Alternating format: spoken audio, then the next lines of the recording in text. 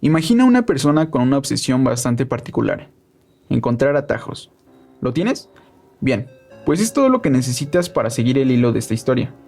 Y si piensas que es una premisa muy pobre, espera ver lo que hace Stephen King con ella, porque hoy vamos a hablar de El atajo de la señora Todd. Este cuento, al igual que el cuento del video anterior, lo puedes encontrar en la colección Skeleton Crew, y de una vez te anticipo que es una joyita, así que si puedes, primero disfruta del texto y luego vienes a ver este video. Esta historia es narrada por Dave y nos cuenta una conversación que tuvo hace 2 años con uno de sus amigos, Homer. Él había sido cuidador de la finca para vacaciones de los Todd. Por mucho tiempo había trabajado ahí, y ahí conoció a Ophelia Todd, la primera esposa de Ward Todd. Ella era una persona muy particular, pues al volante era una máquina, siempre tratando de encontrar un camino más corto por el cual llegar a su destino, conduciendo como llevada por el diablo, audaz al volante de su Mercedes y temeraria en la carretera. Sin embargo, contrastando con esa faceta tan intrépida, cuando era necesario, era de lo más apacible. Cuando tenía que llevar a los niños del pueblo a algún curso de verano, ella estaba dispuesta a prestar su camioneta, conduciendo con precaución. Cuando se tenían que realizar faenas, ella estaba dispuesta a poner de su tiempo, un contraste bastante grande, no solo con su otra personalidad, sino también con los demás veraneantes, que tiempo era lo que nunca tenían para ese tipo de labores. Lo que Homer nos dice de la obsesión de la señora Todd es que no era simplemente un juego de buscar rutas alternativas, era en parte un reto, pero también algo muy importante para ella, algo que ocupaba constantemente su mente y que a veces le quitaba el sueño. Siempre que viajaba, estudiaba rutas forestales o caminos antiguos que le hicieran ahorrarse unos cuantos kilómetros. Reiniciaba el cuentakilómetros de su auto cuando salía y comprobaba si había reducido camino o no cuando llegaba a su destino, hasta que desapareció. Y no, lo interesante no es saber que al final la señora Todd desapareció. Eso se explica desde el principio del cuento. Lo interesante es saber cómo fue que desapareció. Y eso, amigo, es lo que vamos a ver. La trama comienza cuando Ophelia, prácticamente pensando en voz alta, le dice a Homer sus opciones para ir de Maine a Bangor, una serie de rutas con las que ahorrará unos cuantos kilómetros con respecto a la ruta principal, que es de unos 230 kilómetros. La conversación es de ella con ella prácticamente, y luego de comparar todas sus alternativas, termina descartándolas una por una hasta quedarse solamente con una. Por esa ruta, ella calcula que hay 180 kilómetros de trayecto, algo así como 2 horas y 45 minutos.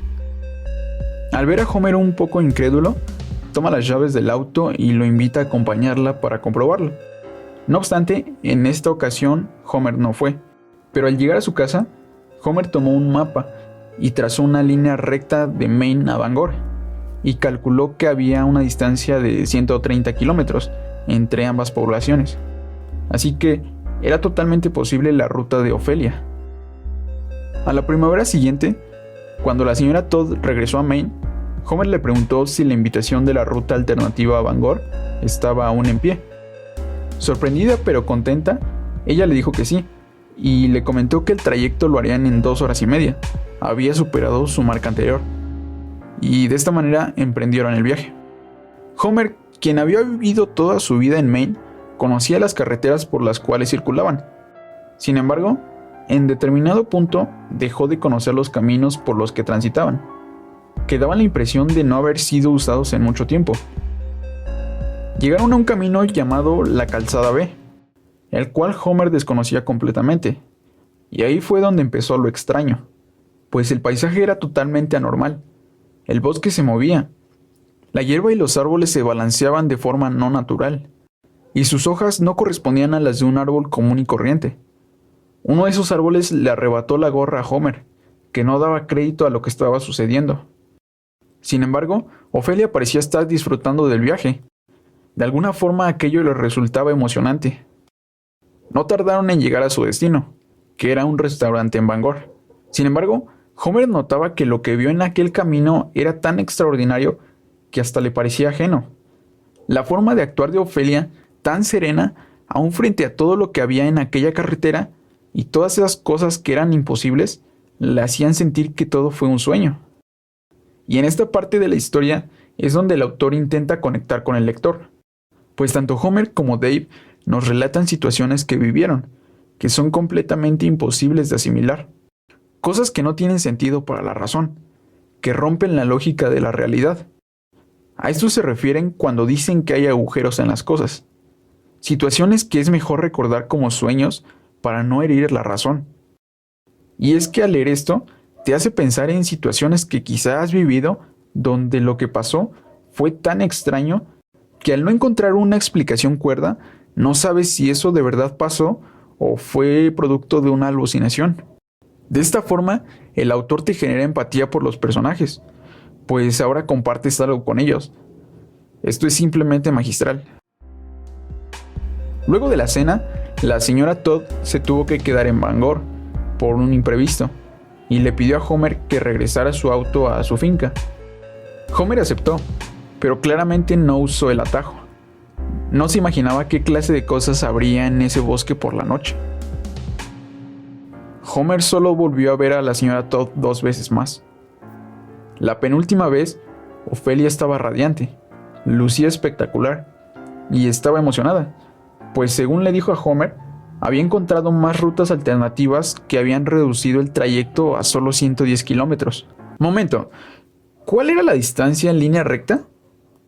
130 kilómetros, y yendo en avioneta. Homer le dijo que eso era imposible, pues en el mapa la distancia era de 130 kilómetros de un lugar al otro. Pero Ofelia le dijo que doblando el mapa, la distancia podía disminuir. Dependía de cuánto se doblara, la distancia disminuía. Un tiempo después, Ofelia le llamó por teléfono a Homer.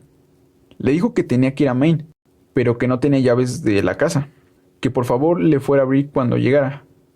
Homer salió de su casa luego de unos 45 minutos, pero cuando llegó a la casa de los Todd, el Mercedes ya estaba ahí, sucio, como si hubiera atravesado pantanos. Tenía toda clase de plantas pegadas, y al igual que en el bosque, estas se movían. A su vez, el parabrisas también traía sus sorpresitas, pues había en él insectos con tamaños descomunales y apariencias abominables. Y por si aún le quedaba un poco de cordura, en la parte frontal del auto estaba prendido un animal tan extraño que no se podría haber dicho si era una marmota o una comadreja, pues su aspecto era tan grotesco y antinatural que era repulsivo para la vista. Todo esto, más el tiempo en el que Ofelia había llegado a la casa, preocuparon a Homer, pero la señora Todd estaba bien, o al menos eso decía la nota que había dejado en la cocina. Había roto una ventana para entrar, y había subido a descansar de largo camino. La última vez que Homer vio a Ofelia Todd, le preguntó cómo había desenganchado la marmota de su auto. Y como si no fuera la gran cosa, Ofelia le explicó cómo. Cada vez lucía más viva, como rejuvenecida, pero no solo en su temple, sino también físicamente. Se le podía notar enérgica y resuelta, como si hubiera encontrado su libertad frente al volante. Esto cautivó a Homer, pero también lo atemorizó. Lo único que pudo decirle fue que tuviera cuidado donde anduviera. Una semana después, ella desapareció, junto a su auto. 2 años después del relato del atajo de la señora Todd, Homer decidió mudarse a Vermont, y el día en el que se fue a despedir de Dave, este le pidió su dirección o su número para estar en contacto, pero Homer dijo no tener teléfono. De todos modos, Dave ya sabía que él no iba a mudarse a Vermont, y cuando salió a la puerta a despedirlo, un Mercedes lo estaba esperando. En el asiento del piloto había una chica bastante joven. Homer se despidió y se subió al auto, y la máquina arrancó como llevada por el diablo. Como verás, este cuento es muy corto, pero es magnífico. Así que empecemos con lo bueno de El atajo de la señora Todd. Una de las cosas más sobresalientes en esta historia corta es la protagonista. Simplemente me encantó. Creo yo que el personaje está muy bien llevado, porque al ser una historia corta, no hay tiempo de dar mucho contexto o explicaciones detalladas que puedan enriquecer la construcción de un personaje. Pero Stephen King lo hace muy bien con Ofelia Todd. pues casi en cada página nos va dando un poco de información sobre Ofelia, información relevante, y poco a poco vamos descubriendo un poco más de su carácter. Y aunque al principio sí se nos da más información de una sola cucharada, no se siente que sea excesiva. A partir de ahí es como acompañar a Ofelia en su viaje. Disfrutamos de cada momento y estamos esperando el siguiente. Y bueno, la personalidad que el autor le da la hace aún más atractiva.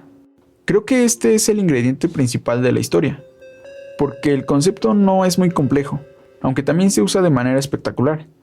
Pero creo que el brillo de este cuento viene directamente de la protagonista.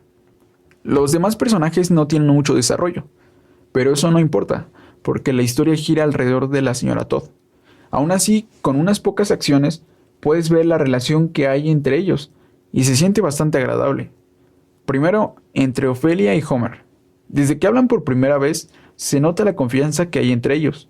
Se nota que no son nada más cuidador y dueña de la casa, sino que son algo parecido a amigos, sin serlo realmente, porque no se procuran, no tienen cosas en común, ni siquiera están en el mismo rango de edad, pero se hablan con tanta familiaridad cuando se encuentran que parece que han estado hablando toda la semana. Y aún menos acciones vemos entre Dave y Homer, pero aún así podemos darnos cuenta de qué tipo de relación tienen. Y es que son amigos, pero lo que a ellos los une es la edad. Compartir un rango de edad les da muchas cosas en común. Es por esto que están teniendo una charla casual fuera de una tienda, como regularmente lo hacen. De hecho, aunque no se nos dice explícitamente, parece ser que Homer es el único amigo de Dave, pues al final, cuando Homer se va, Dave se alegra por su amigo, pero se entristece por él mismo.